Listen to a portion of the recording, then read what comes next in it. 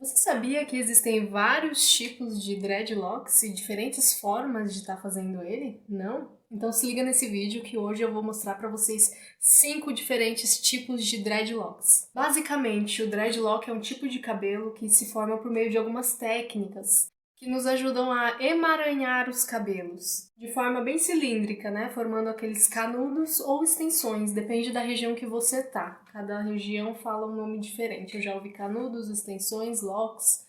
É possível realizar esse procedimento em qualquer pessoa que tenha pelo menos 5 centímetros de cabelo, podendo se utilizar apenas o cabelo do cliente ou então acrescentar extensões naturais, sintéticas, orgânicas. Aí vai muito da preferência de cada cliente, cada tipo de material tem um tipo de recomendação diferente também, um cuidado diferente. E em breve eu vou falar mais sobre isso. O dreadlock ele é muito mais do que um tipo de cabelo, ele vai muito além disso. Eles representam e simbolizam expressões religiosas e tribais também, representam muito da cultura africana e indiana. E acredita-se que surgiu também há milhares de anos nessas regiões que eu mencionei aí. De fato, os dreads se popularizaram muito com a ajuda do cantor e compositor Bob Marley, que acabou disseminando por aí mundão afora a cultura Rastafari, a cultura dos dreadlocks, através das suas apresentações, das suas músicas. Hoje, muitas pessoas aderem aos dreadlocks como uma espécie de reafirmação dessa cultura, uma reafirmação dessa herança deixada pelos seus antepassados africanos. É também uma expressão de preservação de uma identidade. Claro que hoje em dia tem muitas pessoas que utilizam não como uma expressão cultural ou de determinado povo, mas apenas pela questão estética mesmo. Porque acham legal, acham descolado, diferente, e de fato é. É um tipo de cabelo diferenciado que vai chamar atenção onde quer que você vá. Cabelo liso, ondulado, crespo.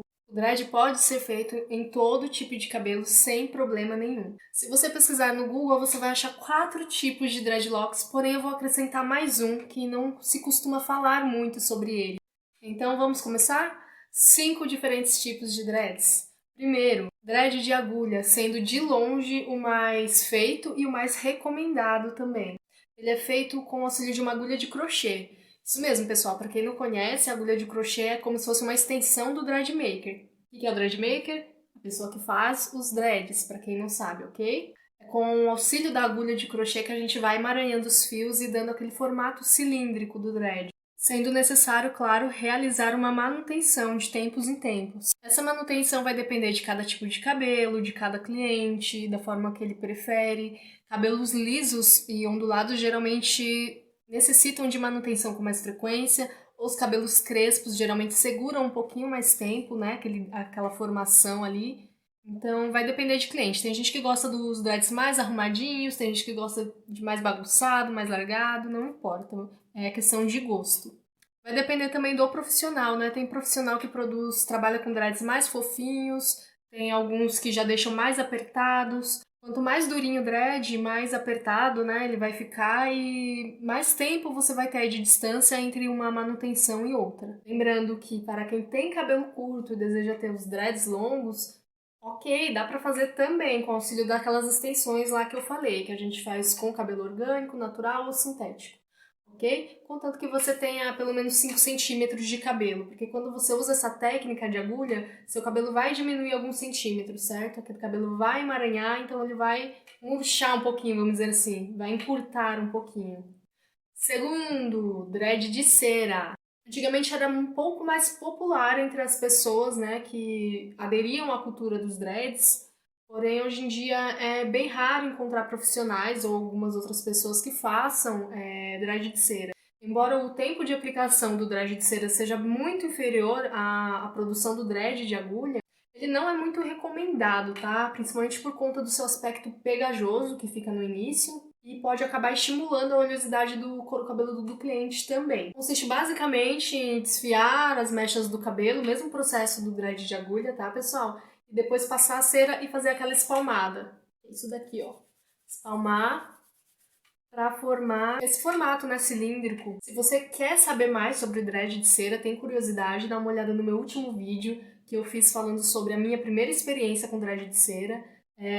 Lembrando que eu não recomendo e não faço dread de cera em nenhum cliente. Isso foi apenas um estudo, um experimento, onde eu pude testar cera, observar o tempo, né, a duração do dread, tempo de firmação, então tá bem bacana. Se vocês puderem, dá uma olhadinha aí no meu último vídeo. Terceiro, dread de lã. Bem popular ainda entre algumas pessoas, consiste basicamente em enrolar a lã nas mechas do próprio cabelo. Geralmente se usando lastex para dar o acabamento. O lastex é aquela linha que ela estica um pouquinho, que geralmente as trancistas usam bastante para finalizar a trança também, dar acabamento. Tem gente que prefere trançar as mechas do cabelo e depois faz esse processo de enrolar a lã, tá? Aí é indiferente, na verdade, depende de cada profissional. Há quem goste muito dos dreads de lã, é um xodózinho para algumas pessoas, você pode fazer uma brincadeira muito bacana, trocar cores, ainda mais se a própria pessoa souber fazer, né, ela consegue fazer esse procedimento em casa. Demora bastante também, tá, pessoal? Porém, eu não recomendo muito. Existem alguns pontos negativos que eu acho que não vale a pena fazer. De repente, não com tanta frequência. Como, por exemplo, na hora da lavagem dos fios. Se o cabelo natural, assim, a gente lava, quem tem um cabelo grande sabe do que eu tô falando, ele já pesa um pouco para secar. Imagina uma lã molhada, no seu cabelo todo cheio de lã e molhado. Para secar é um pouquinho mais trabalhoso, tá? Então esse é um dos principais motivos para eu não recomendar os dreads de lã. Quarto dread é o dread removível, que vocês já devem ter ouvido falar. Eu trabalho muito com dread removível, divulgo bastante também. É uma alternativa para quem quer experimentar os dreads, né? Ver como que é essa adaptação de ter dreadlocks no dia a dia antes de realizar o procedimento fixo, né? É também muito indicado, ideal para quem quer adotar um visual diferente apenas para uma ocasião específica, para um evento, para uma festa. O dreadlock removível também pode ser feito de lã ou de cabelo mesmo, natural, sintético. O mais comum é o cabelo sintético. E ele pode ser preso no cabelo da pessoa através do tic-tac, de uma xuxinha ou até mesmo do próprio lastex. Existem algumas formas diferentes de estar colocando esse dread removível no cabelo da pessoa, tá? Com lastex principalmente. Tem gente que prefere fazer uma trança em volta do dread, depois prender com lastex. Tem gente que faz um nozinho falso. Então tem algumas técnicas aí que vai depender muito da pessoa e do dreadmaker que está realizando, ok? Lembrando, nem todo dreadmaker faz trança, galera. Tem até uma hashtag bem famosa aí que fala: dread não é trança, é um procedimento diferente. As pessoas costumam confundir muito, né, quem não tem esse conhecimento. Porém, não se acanhem, pessoal. Se vocês tiverem dúvida, perguntem. Você vai fazer um dread com alguém, converse muito antes com essa pessoa. Veja as técnicas dele, veja os trabalhos, veja os métodos, o tempo de duração, adaptação, o tipo de material utilizado. Isso é muito importante para você manter os seus fios saudáveis também, beleza? E o quinto dread, que quase não se fala mais hoje em dia, são os dreads freeform. A tradução seria literalmente forma livre ou formato livre. Consiste num dread 100% natural, ou seja, não tem manipulação. Aliás, tem manipulação, mas é muito pouca, quase nada. O único procedimento que o dreadmaker vai realizar ali nos dreads freeform é a divisão, porque com o tempo esse dread ele vai crescendo e às vezes ele junta um dread no outro. Talvez vocês já tenham visto pessoas que têm um único dread na cabeça inteira. Esse tipo de dread chama freeform. A pessoa basicamente fica sem pentear os cabelos por muito tempo. Mas é muito tempo mesmo. É muito, muito, muito, muito tempo. Entenderam? Sendo o cabelo crespo mais fácil de estar aderindo a esse formato freeform. Com o tempo, esse cabelo vai formando tufos e um emaranhado bem grande, né? Então, por isso que é importante estar fazendo essa divisão, para até mesmo não pesar muito no cabelo do cliente, para ficar mais fácil para ele estar fazendo a higienização desse cabelo. Como o próprio nome diz, forma livre, esses dreads eles geralmente não ficam em formato cilíndrico, tá? Eles são bem assimétricos. Eles criam vários formatos, inclusive de espessura e comprimento. Então é muito raro você ver um freeform que esteja ali igualado, a não ser que tenha um dreadmaker ali acompanhando, seja um trabalho específico, né, que o cliente pediu, para estar mantendo ele certinho e alinhado, tá? Geralmente se corta esses dreads e apara. Então, vai depender muito do cliente. Porém, como o nome diz, freeform é livre. Você deixa ele crescer e pronto, só vai arrumando as divisões. Aqui no Brasil é muito raro de ver um dread freeform, tá, pessoal? É mais em países africanos, nos Estados Unidos também, em algumas comunidades africanas. É mais comum tá vendo esse tipo de dread lá fora. Aqui no Brasil, não. Inclusive, eu tenho muita vontade de estar realizando esse experimento, né? De estar acompanhando alguém algum dia. Se alguém quiser ir fazer um freeform, dá um salve aqui que eu tô muito afim de acompanhar essa evolução. Então é isso, pessoal. Esses foram os 5 tipos de dreadlocks. Lembrando que não existe dreadlock sujo, oleoso, com mau cheiro. O que existem são pessoas que não cuidam dos dreads, ok? Isso se chama falta de higiene. E, inclusive, essa falta de higiene de algumas pessoas só geram problemas, né? Pro meio, pra cultura dos dreads, que é muito mal vista. E pra própria pessoa, né? Às vezes ela deixa o cabelo tão oleoso, tão sujo, que vai entupindo os poros do cabelo dela, vai gerando irritação, vai criando bolinha, coceira, uma infinidade de problemas. E, na boa, se você é desse tipo de pessoa, eu recomendo, não faça dread. Dread é estilo, é resistência, é identidade. Lembrando, todos os tipos de dreadlocks podem e devem ser lavados com uma certa frequência. E as manutenções podem e devem sim serem realizadas com uma determinada frequência também, né, de acordo com cada dread, com cada cliente. Cada dread é pensado, trabalhado de forma exclusiva para cada pessoa. É muito importante você conversar com um profissional, com um dread maker, antes de estar fazendo os seus dreads, tirar todas as suas dúvidas, por mais bobas que às vezes você acha que seja.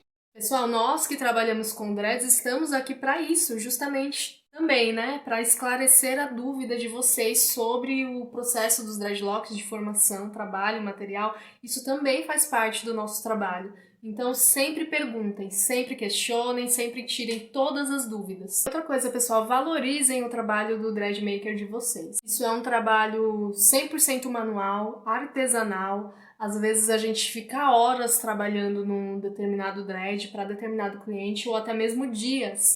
Eu não vou aqui nem entrar no mérito do valor dos dreads ainda, mas em breve eu vou falar sobre isso.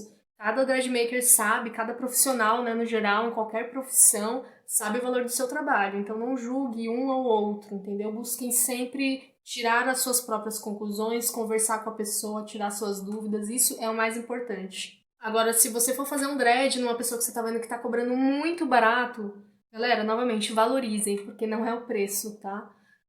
Dread não é barato, material não é barato, mão de obra não é barata, como eu disse, às vezes são horas ou até dias fazendo a produção de extensões, então é muito importante que vocês tenham essa noção, tá?